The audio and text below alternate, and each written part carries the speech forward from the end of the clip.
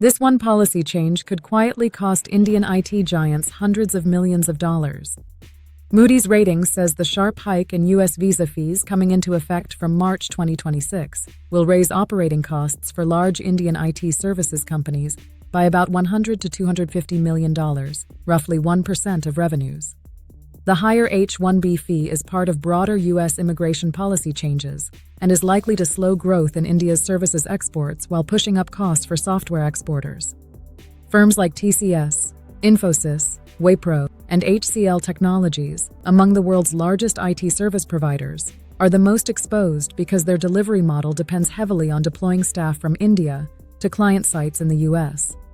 Moody's notes that despite the added costs, most large IT firms can absorb the impact due to high profitability, strong financial positions, and ongoing skill shortages in the U.S. India's services exports have grown at about 12% annually from FY17 to FY25, with tech and business services making up nearly 80% of the total. The computer-related technology sector accounts for around 70% of all H-1B visas over the last 5 years, with Indian firms ranking among the top sponsors.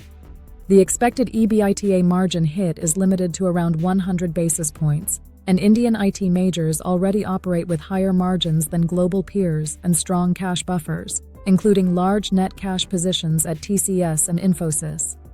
However, Moody's warns small and mid-sized IT firms may struggle to absorb the higher costs, risking profitability and delaying investments in AI and cloud, which could speed up industry consolidation.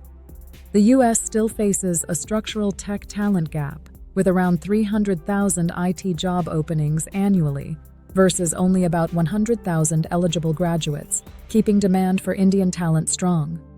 To reduce visa dependence, Indian IT companies are accelerating automation and generative AI, which may lower on-site staffing needs over time, even as near-term spending on AI infrastructure, training, and partnerships pressures cash flows.